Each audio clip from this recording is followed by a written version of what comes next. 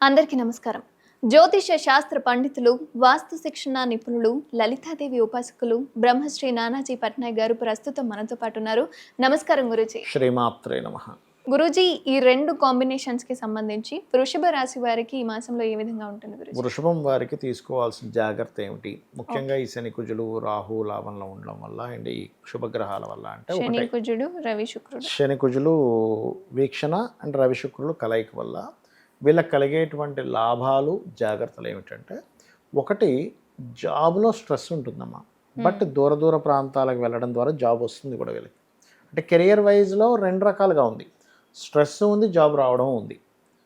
అలాగే 12లో కుజుడున్నందుకు జీవిత భాగస్వామితో ఉండే విషయాల్లో కొంత జాగ్రత్త వహించాలి. అనవసరమైన గొడవలు వచ్చే ఛాన్సెస్ ఎక్కువగా ఉంటాయి. అదేవిధంగా లాభంలో రాహు ఉన్నందుకు ఈ లాభరాహు ఎప్పుడు ఏం చేస్తాడంటే మీకు ఇంపోర్ట్ ఎక్స్పోర్ట్ బిజినెస్లో బాగా రాణిస్తాడు. ఇది మెయిన్గా గుర్తుపెట్టుకోండి. మరి ఇక్కడ శుభగ్రహాలు ఉన్నాయి కదా, న్యాచురల్ శుభగ్రహాలు, మరి లగ్నానికి పాపి శుభ ఇవన్నీ చూసుకుంటాం కదా అంటే లగ్నంలో గురువు ఉన్నందుకు వీరికి ఏంటంటే వివాహ సంబంధించిన ఏదైనా కుదరడానికి చూస్తాడు. ఓకే. కాకపోతే 2వ స్థానంలో రవి శుక్రుడు ఉన్నందుకు ఏంటంటే కొద్దిగా హోమ్ లోన్స్ లభించడానికి చాలా బాగుంది. Government comforts, government jobs related సంబంధించిన ఏదైనా కోర్సెస్ చేయడానికి, ఎందుకంటే 4వ అధిపతి లగ్నాధిపతితో 2వ స్థానంలో ఉన్నాడు. అదేవిధంగా 3లో బుధుడు ఉన్నాడు. కాబట్టి 3లో బుధుడు ఉన్నప్పుడు ఏమవుతుంటుందంటే సర్వసాధారణంగా కొన్ని విషయాలు ఏదైనా డేర్ స్టెప్ వేయాలంటే 1-4 సార్లు ఆలోచిస్తూ ఉంటాం. ఈ పని చేయాలంటే ఎలాగా ఏంటని. బట్ ఓవరాల్గా చూసుకుంటే ఫైనాన్షియల్ గ్రోత్ ఇస్తున్నాయి ఈ శుభగ్రహాలు. అంటే మనకి వృషభ లగ్నం నుంచి 2వ స్థానంలో ఉండేటువంటి రవి శుక్రుడు కొంతవరకు ఫైనాన్షియల్ గ్రోత్ ఇస్తుంది. కాకపోతే ఆ శుక్రుడు కంబస్ట్ అయ్యాడు ఇక్కడ. సో ఎప్పుడైతే అది కంబస్ట్ జోన్లో ఉందో ఇక్కడ మనం అర్థం చేసుకోవాల్సింది ఏంటంటే అది 6వ అధిపతి అయ్యాడు. కాబట్టి ఎవరికైనా అప్పు ఇచ్చే విషయంలో జాగ్రత్తగా ఉండాలి అనేటువంటి 2వ స్థానంలో ఉండే శుక్రుడు చెప్తున్నాడు. కాబట్టి అప్పులు పొరపాటును కూడా ఇవ్వద్దు. ఎందుకంటే అస్తంగత్వ దోషం ఆగస్టు మనకి 8వ తేదీ వరకు శుక్రుడు కంబస్ట్లో ఉంటాడు. ఓకే. ఈ లోపు గనుక మనం ఇచ్చినట్లయితే అనవసరంగా మధ్యవర్తి వీళ్ళు ఇవ్వరు. ఒక్కోసారి మధ్యవర్తిత్వంగా వెళ్ళి పర్లేదు మన వాళ్ళే ఇవ్వండి అని ఏదో సంతకం పెడతాం. అది ఇబ్బందిని ఇస్తుంది. భరోసాగా నిలబడటం కూడా ఇవ్వడం మనకు మంచిది కాదు. ఇంకా ఎవరో మన సొంత వాళ్ళు తప్పదు అని అనుకుంటే డేర్ చేస్తారు. కొన్నిసార్లు తప్పవు మనకి. అలాగే ఇంకోటి ఏంటంటే స్త్రీలతో అనవసరమైనటువంటి గొడవలు పెట్టుకోకూడదు. ఎందుకంటే 6th లార్డ్ శుక్రుడు అయ్యాడు, రవితో కంబస్ట్ అయ్యాడు.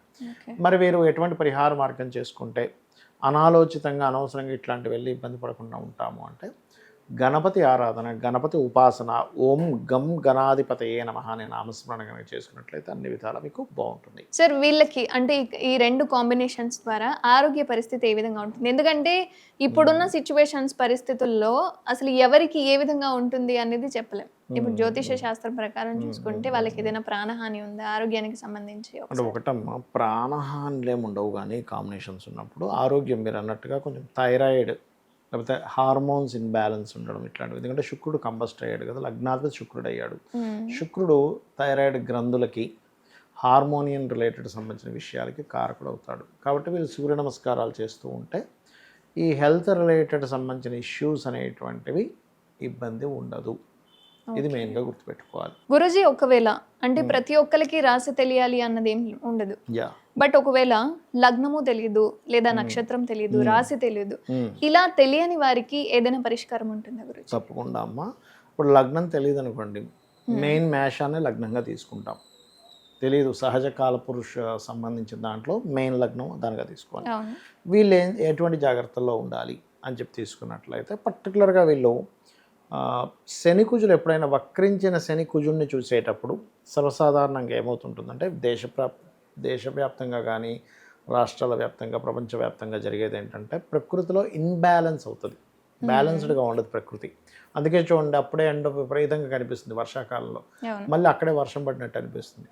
మరి వర్షం పడుతుంది అనేసి నెక్స్ట్ డే విపరీతమైన ఎండాకాలంలో ఎండ. అంటే ఏంటి, ప్రకృతి ఇన్బ్యాలెన్స్ అయింది. మీకు వర్షాకాలం వచ్చినా కూడా ఇంకా ఎందుకు ఎండలు వస్తున్నాయి కనిపిస్తున్నాయి మనకి అంటే మేషంలో కుజుడు ఉన్నందుకు, అగ్నితత్వ గ్రహం అక్కడ ఉన్నందుకు. అదేమవుతుంది, ప్రకృతి అంటే మనం కూడా మనుషులం కూడా ప్రకృతిలో భాగం కాబట్టి మనకు కూడా కొంత ఇన్బ్యాలెన్స్ అనేది ఇస్తుంటుంది. కొంతమందికి బాగా హీట్ అవ్వడం కానీ, కోల్డ్ అవ్వడం కానీ, తిన్నది కొంచెం ఏదో అజీర్ణం చేయడం కానీ ఇట్లాంటివి ఇస్తూ ఉంటుంది. అందుకని ఏంటంటే తీసుకునే ఫుడ్ విషయంలో అందరూ జాగ్రత్త తీసుకోవాలి. ఓకే. ఇక్కడ ఏదైనా గొడవలు జరుగుతాయి, ఇలాంటి ప్రభావం ఉంది అనుకునే ప్రదేశాల్లో జాగ్రత్తగా ఉండాలి, దూరంగా ఉండడం. ముఖ్యంగా ఈ కుజుడి మీద శని దృష్టి ఉన్నందుకు ప్రధానంగా పోలీసులు, సెక్యూరిటీ సర్వీసెస్. ఈ సెక్యూరిటీ అంటే బయట కనబడే సెక్యూరిటీ కాదు, సాఫ్ట్వేర్లో సెక్యూరిటీ ఇవి ఉంటాయి. అటువంటివి చేసేవారు కొంత జాగ్రత్త వహిస్తూ ఉండాలి. అయితే ఇక్కడ బిజినెస్ పీపుల్కి చాలా బాగుంటుంది. And teaching, trainings and accounting రంగాల్లో ఉండేటువంటి వారికి అనుకూలమైనటువంటి వాతావరణం కనిపిస్తుంది, అందులో ఎటువంటి డౌట్ లేదు. అయితే ఇప్పుడు మరి మీరు ఇందాక అన్నట్టుగా నక్షత్రము, రాశి ఏమీ తెలియదు కానీ ఇబ్బంది కలగకూడదు అనేటువంటి ఒక భావన ఉంటుంది. అందుకని వీళ్ళు చేయవలసింది ఏంటంటే, ఎవరైనా సరే మాకు ఏమీ తెలియదు కానీ నాకు ఇబ్బంది కలగకుండా ఉండాలి అనుకుంటే కనుక నవగ్రహాలలో రాహుకేతువులు గుర్తుపెట్టుకోండి, రాహుకేతువులు అందరికీ గుర్తుంటాయి. అదేవిధంగా శని, కుజులు, ఈ 4 గ్రహాల దగ్గర దీపారాధన చేసి ఒక 9 ప్రదక్షిణాలు చేసుకొని అదే ఆలయంలో ఉన్న స్వామి వారికి, అమ్మవారికి, ఎవరికో ఒకరికి వెళ్ళకు 3 ప్రదక్షిణాలు చేసుకొని ఒక్క 10 నిమిషాలు అలాగా కూర్చొని మెడిటేషన్లో మీరు ఏ ఆలయానికి అయితే వెళ్తారో అక్కడికి వెళ్ళి ఓం కాలభైరవాయ నమః. ఎందుకంటే కాలంలో ఉండేటువంటి ప్లాంటరీ కాంబినేషన్స్ ఏవైతే ఉన్నాయో వీళ్ళ మీద ఇబ్బంది కలగకూడదు కాబట్టి ఓం కాలభైరవాయ నమః లేదా ఓం హరిమర్కటాయ నమః. ఈ 2 నామాల్లో ఏదైనా ఒకటి చేసుకోవచ్చు. ఈ 2 చేసుకుంటూ మీకు దగ్గరలో గోశాల ఉందనుకోండి, గోవులకు వెళ్ళి చక్కగా గ్రాసము, గడ్డి ఉంటుంది, గడ్డి, బెల్లము, క్యారెట్స్, బెల్లము 4 ఉండలుగా చేసి చిన్న చిన్న ఉండలుగా గోవుకు తినిపించండి. అప్పుడు ఏమవుద్దంటే వీళ్ళ జన్మజాతకాల్లో, జాతకం తెలియదు కానీ జాతకం ఉంటుంది వాళ్ళకి, ఉన్నప్పుడు వీళ్ళకి ఏదైనా శని మహర్దశ కానీ కుజ మహర్దశ కానీ నడిచేటప్పుడు ఇలా శని కుజులు పరస్పరం వీక్షణలో ఉన్నప్పుడు అది డిస్టర్బెన్స్ని క్రియేట్ చేస్తూ ఉంటుంది, కోపాన్ని తెప్పిస్తూ ఉంటుంది. అకాలమైన కోపాలు అంటే అసలు అకారణంగా కోపం వస్తూ ఉంటుంది, అకారణంగా గొడవ జరుగుతుంది. నిజంగానే కొంతమంది అప్పటి వరకు సైలెంట్గా ఉంటూ సడన్గా కోపం అనేటువంటిది వస్తూ ఉంటుంది. అంటే వాళ్ళు కంట్రోల్ తప్పిపోతారు. వాళ్ళు ఎంతో ఉన్నతమైనటువంటి స్థితిలో ఉన్నా సరే కోపం వల్ల కంట్రోల్ తప్పిపోవడం జరుగుతుంది. అలాంటిది జరగకుండా ఉంటుంది చేసినట్లయితే. సో ఈ మంత్రము, ఈ దానము, ఈ గోసేవ చేస్తూ ఉన్నట్లయితే వీళ్ళకి ఎటువంటి ఇబ్బంది కలగకుండా చూసుకుంటుంది. అలా కాదండి నేను చాలా పెద్ద పెద్ద వర్క్ చేస్తానంటారు కొంతమంది, చాలా పెద్ద పెద్దవి డీల్స్ చేస్తుంటాను కానీ నాకు ఎక్కడేమవుద్దో భయం అవుతుంది అన్నప్పుడు బాగా డబ్బులు ఉంటే కనుక వాళ్ళు చండీ హోమం చేయించుకోండి. లేదంటే నేను ఏదో చిన్న ఉద్యోగం చేసుకుంటున్నాను, హోమాలు అవి చేసుకోలేను అనుకున్న వాళ్ళు చక్కగా మీరు ఓం హరిమర్కటాయ నమః, ఓం కాలభైరవాయ నమః. లేదు ఇంకా శని బాధలు ఎక్కువగా ఉన్నాయి, వాళ్ళకి శని మహర్దశ నడుస్తుంది, ఎలాంటి శని నడుస్తుంది, ఓం అనాకలిత సాదృశ్య చుబుక శ్రీ విరాజితాయ నమః చేసుకుంటే సరిపోతుంది.